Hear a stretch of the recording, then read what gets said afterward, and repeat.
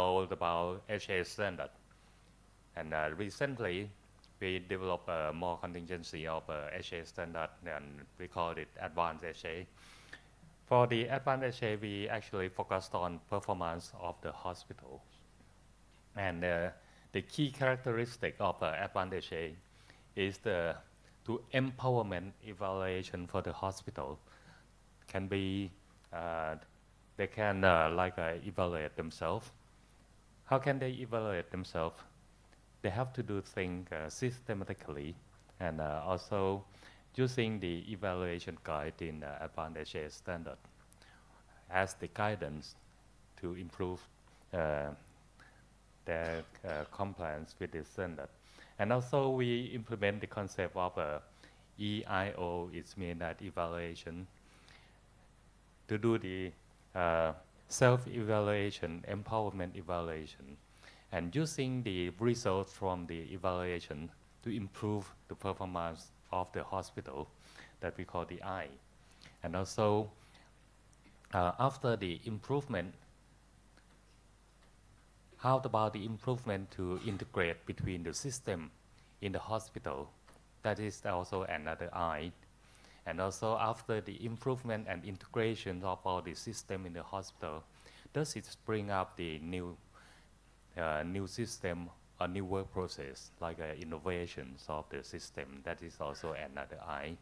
So sometimes you might see that the EI in the power of 3. It means that improvement, integration, and also innovations that bring to the final outcome. That is the O over here. That is the all involve the performance of the hospital. So these pictures of the Dr. Anuwat is the main concept and also the key characteristic of the advanced HA.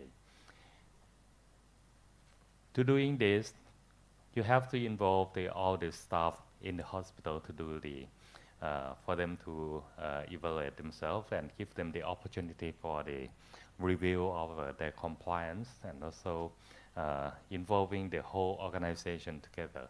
This is also come in the same thing, and also come along with the DNVGL MIR standard. Because the HAI and also DNVGL, we're working together for a while for the surveyor trainings. And also, I think both of us learned a lot from each other for the implementation of the standard.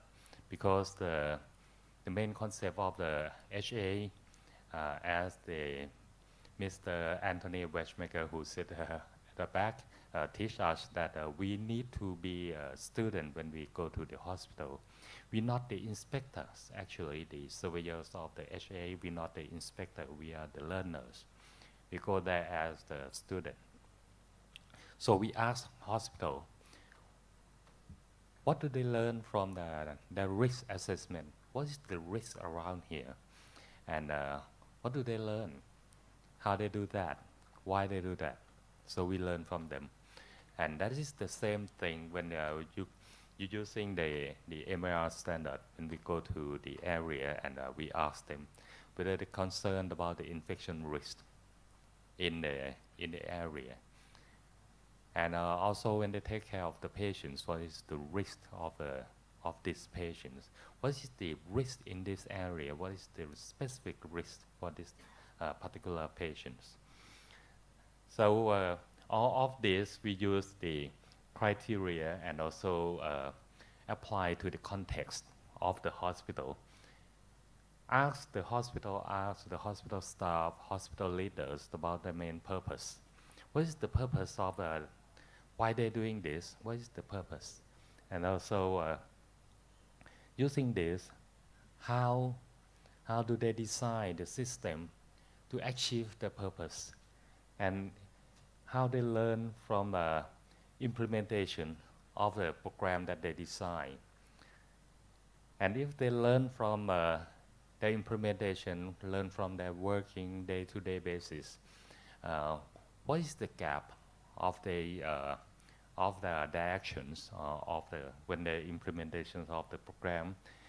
And after learning, how can they improve to make the system become safer, to make the patients become safer, have a better outcome, and also achieve better care for the patients.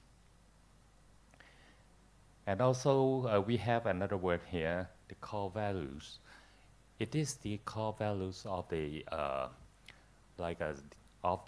standards. When you look at the back of the book, the standard book of HA, you will see all of the core values that are involving with the standard improvement or quality improvement in the hospitals, that are starting from leadership, visionary leadership, and also some standard that is this, or some core value involving with the learning from the patients, or patients focus, and also the continuous learning. Also, that is the one thing, or evidence-based. That is also the core value in the standard. So we're using all of this together. Sometimes you will heard the surveyor say that they're using 3C. That is using the criteria together with core value and apply with context to do the quality improvements in the hospitals. Actually, when you apply for the HA accreditation, we're using this score to measurement the improvement of the hospitals. If the hospital in the beginning phase, we actually give the score 1 or 2. That is the starting implementation of the system. How do they learn from the system? If they learn from the system, do they have the systematic way to handle with the situations? If they have a plan or have a starting implementations, do we achieve the last score of 2 out of 5? And if the process of implementations is all over the organizations and do it systematically, and also integration between the system, for instance, the risk assessment, infection control, and also the environmental control, facility management, medication management, if the integration together, do we achieve the early result, like to having 2.5 out of 5? That is the early phase of passing to have accreditation from HA. And also for the advanced HA, we expect that the hospital will achieve at least 3. It means that for the result is average or above average. And also have implementation systematically. Sometimes some hospital might have above average result in some area. It doesn't mean just the clinical result, but it means that the result for the quality improvement. So many hospitals regarding this as the clinical result only, but it's not true. If they say that they're excellent in caring of head injury patients, it's not just that. It's involving with the quality improvement systematically. We will ask them, what about the medication management? What about the risk assessment? Do they have a systematic way to handle the risk when they occur in the hospital? How do they handle the incidents when it occurs in the hospital? So we ask them and we learn from them how they're doing this. And do they do this systematically? And after that, we evaluate the hospital. So if the hospital achieve the 5, it means that the hospital become a best practice in quality improvement, and also become the place for others to learn from. Actually, HA standard is developed from the concept or the key area here from Malcolm Barish National Quality Award. That is the Performance Excellence Framework. So I think many of you quite familiar to this framework. However, the thing that I would like to emphasize is don't forget the organization profile, the context. Because with this framework, you need to adapt with your context and to learn from your context. Because it's not the rigid framework, it's kind of a philosophy. If you want to improve the hospital, improve the quality of the hospital, you can start from anywhere here. That is we call the leadership cycles. You can start it from leadership, or you can learn from organization profile, and then the leadership have visions, and then start it from strategies. However, you have to focus on your customer or your patients. And if you have this, you will consider that how can you achieve without people? Because the hospital is not just the building. The hospital is the people and also the system inside the hospital. So you consider workforce. How about doctors? How about nurses? How about the med support? And how they working together? So like the MIR that Paul said, how can you empower your hospital staff, your support staff? How do they know their important role to caring for the patients? Caring for the patients is not just the doctor, it's not just the nurses, and it's also involving with the porter, it's also involving with the housekeeper, it's also involving with the security in the hospital.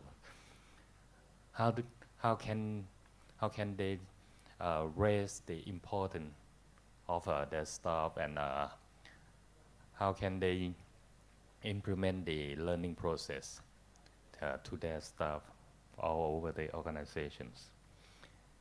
So the HA standard, with this framework, we move to here, the part 1 of the HA standard. And for the process management, that is the operation here, we classify into detail for the cover all the system in the hospital. We call it part 2. That is the key hospital system. So it starts with the risk and safety management. Professional governance is cover doctors and nurses. Environmental of care is cover facility management and also infection control. That when we work together with the DNVGL, we learn from each other, and we found that for infection control, even with the concept of managing of infection risk and use the risk assessment concept, we can expand to every system in the hospital. We use the same kind of concept to implement to this. How about the environmental of care? If you look at the environmental of care with the risk assessment, to do the risk assessment for environmental of care, how you handle the wastewater management, how can you handle the ventilation in the room, in the patient's room, how can you handle the bed, how you organize the thing in the patient's room. That is sometimes you call it 5S. So it's raised the importance of the organizing everything in the hospitals. And also the medication record system. If you look at the medication record with the eyes of a risk assessment, what is the importance of medical record? And what is the risk involving with the medical record? Also the medication management, that is very clear, and also disease and hazard surveillance, and also working with the community. For patient care process, we expand it to part 3. This also comply with the many standards and also working together very well with many kind of standard. For instance, the JCI standard, that is for the patient care standard, is also come along together very well. And also the DNVGL have another standard of from DNVGL like a hospital accreditation. So we learn from many standards to improve the HA standards as well. Paul have said to you all of these elements, the 18 elements in the MIR standard. And for infection control, this is from the HA. HA divide the infection prevention and control into 3 categories. First is for the organizations. Here, that is for the policy, and the second is for the practice and process, and also part 3 is involving the method of surveillance for the infection control in the hospital. When we see at each part of HA standard, you will see that they come along together very well with the MIR program, and also I think the MIR program also getting into detail and expand our knowledge, and also we learn a lot from MIR program to magnify of this. For instance, the focus of prevention and control here, the important infections we have to consider. What is our context? Do we have a lot of chance to see the MERS patients or patients who are having the Ebola infections? Not very much. But what we have, what we are seeing every day is the patient who are having the kind of contact precautions, like a MRSA or C. diff, or even the Acinetobacter baumannii that is the spreading in many hospitals. So using the same concept for the contact precautions with our context, we set up the goal and objective. So this is the thing that we learn from each other when we in the training program for the MAR. And also the infection prevention and control here. How can we educate both our staff and also patients and also patients' families? How we educate them and empowerment them to be one part of a team to prevent infections in the hospital, because Paul said to you that is for infections, when you infect someone, you cannot see the immediate consequence. The consequence or the result from contaminated to the patients might showing symptoms a few days later, or even showing long times after that. For instance, Jakob-Creutzfeldt disease or mad cow disease that might take 10 years before the symptom occur. If you contaminated patients with that kind of infection, you cannot see immediate result. How can you tell your staff of the importance of how they caring for the patients to prevent infections or preventing them to harm the patients? And we go into detail of the standard, that is how they will design the program for infection prevention and control, and also how can they manage of the resources, providing the resources for infection control. Some hospitals might say that their hand hygiene compliance very high, but when we look around, there is the very few of alcohol gel or very few of the basin to wash the hands. So if it become contrary, we should ask that is how can they achieve very high rate of hand hygiene. The organization ensures appropriate practices to prevent nosocomial infections. This is also in the HA standards.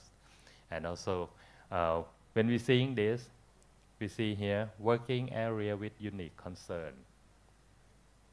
We might think of the OR as the doctors and nurses, but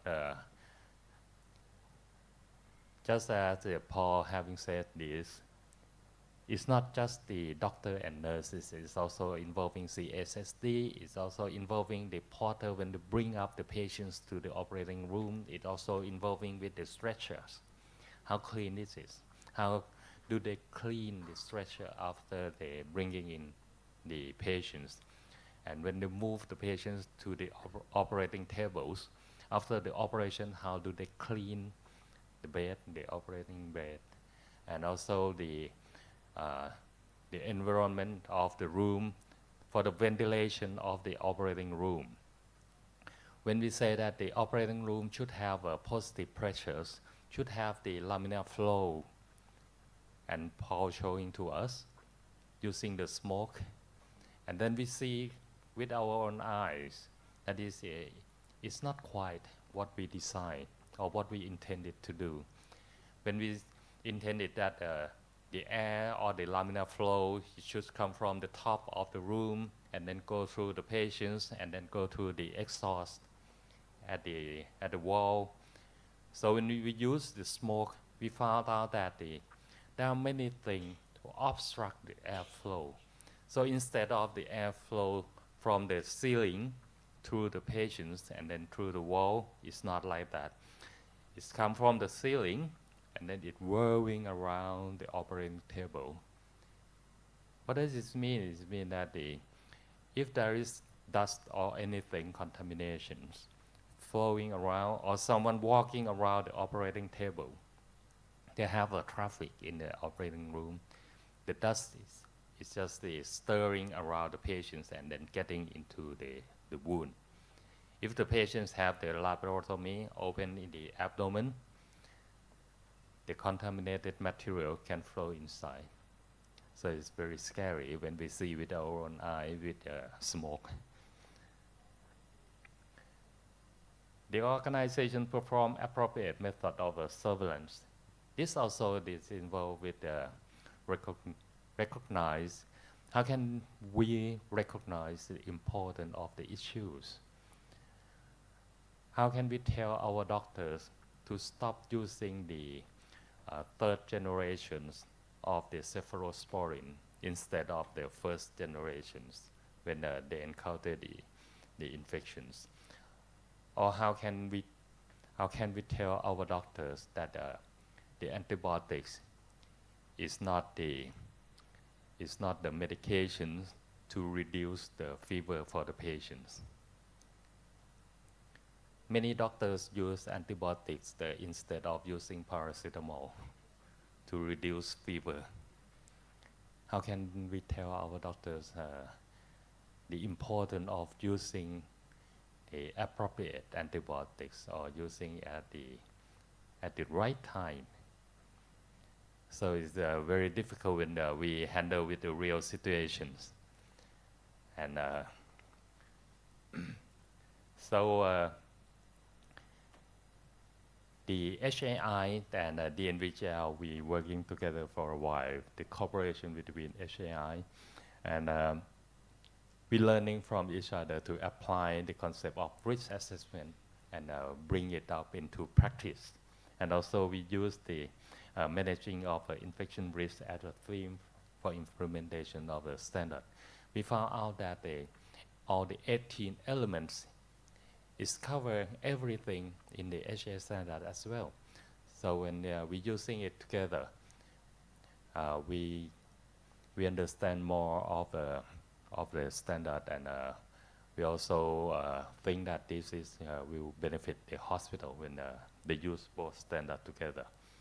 So I would like to suggest that the hospital intend for applying for advanced HA standard should learn from standard in the MIR program, and using both of these standards together to intensively implementation of a standard, because both standard will bring all of your staff at every levels together for the quality improvement.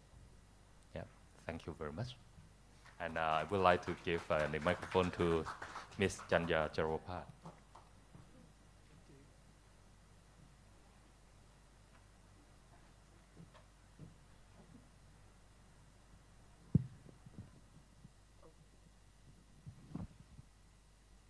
Okay.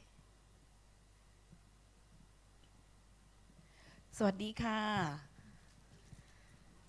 ก่อนอื่นก็ต้องขอบคุณนะคะทาง DNV แล้วก็ทาง HA ขออนุญาตพูดไทยนะคะ ไม่งั้นก็จะไม่สนุกนะคะอยากให้ได้อะไรจริงๆใน15นาทีนี้เพราะว่ามีเวลาแค่15นาทีแต่อยากแชร์เยอะมากเลยนะคะเราเพิ่งผ่านการตรวจ DNV MMR แล้วก็ส่งFinal Report ไปเมื่อวานนี้เองนะคะดังนั้นเนี่ยอยากจะเรียนให้ทราบว่าทุกคนรู้จักบำรุงราษฎร์นะคะเล่าให้ฟังว่าเราผ่านการตรวจเยี่ยมของ JCI มา5ครั้งเราผ่านการตรวจเยี่ยมของHA แล้วก็ AHA แล้วนะคะเราเพิ่งผ่านการตรวจเยี่ยมของ DNV MMR คิดสภาพของชาวบำรุงราษฎร์หน่อยสิคะถ้าเราตอนที่เราผ่านการตรวจเยี่ยม JCI มาแล้ว HA มาแล้วแล้วบางปีเราตรวจ2ครั้ง3ครั้งเลยค่ะยังเจอไป internal audit ของโรงพยาบาลอีกเวลาบอกว่าจะทำ DNV MMR นี่คิดว่าชาวบำรุงราษฎร์รู้สึกไงคะ